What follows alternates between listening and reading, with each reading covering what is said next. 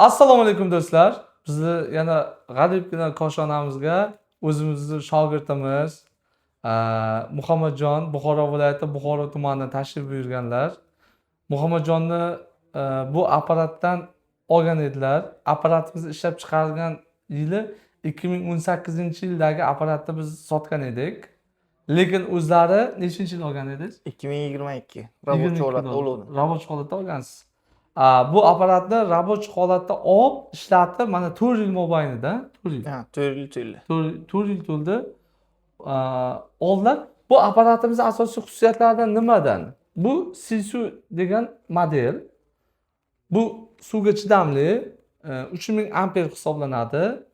Bu quyoshdan zashtalari ham bor va mashinaga qo'yib zaryadka qilsa ham bo'ladi.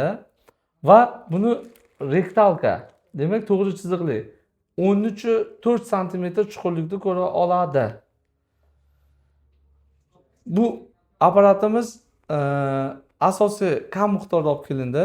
Sababi buni Muhammadjon zakaz qilgani uchun olib keldik. Kam miqdorda, sanoqli bor. Qolgan apparatlarga o'xshab juda ko'p kolичествоda kelmagan. Bu apparatimiz Xitoy va Germaniya qo'shma korxonasida ishlab chiqarilgan va buni meditsinskiy apparatlar ham ishlab chiqaradi bu zavod.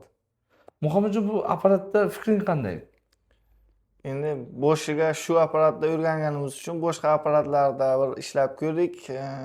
Noqulaylikmi, bir tushunmovchilik bo'ldimi, ishlatib bilmadik. O'sha uchun anchadan beri kutib o'tirdim. Yangi kelishini, shu yangini ishlatmoqchi edim. Ana keldi, Xudoga shukr, alishtirib ketyapmiz.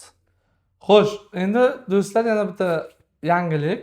Bu apparatimizni Muhammadjonga sotdik va Muhammadjon o'zini shu modeldagi apparatini bizga tashlab ketyaptilar va u ham sotiladi.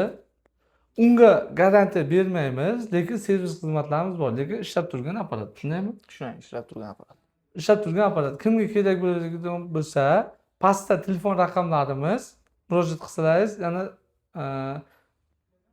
qanday nima xususiyatlarga egaligini tushuntiramiz. Joningiz va molingiz sog' bo'lsin.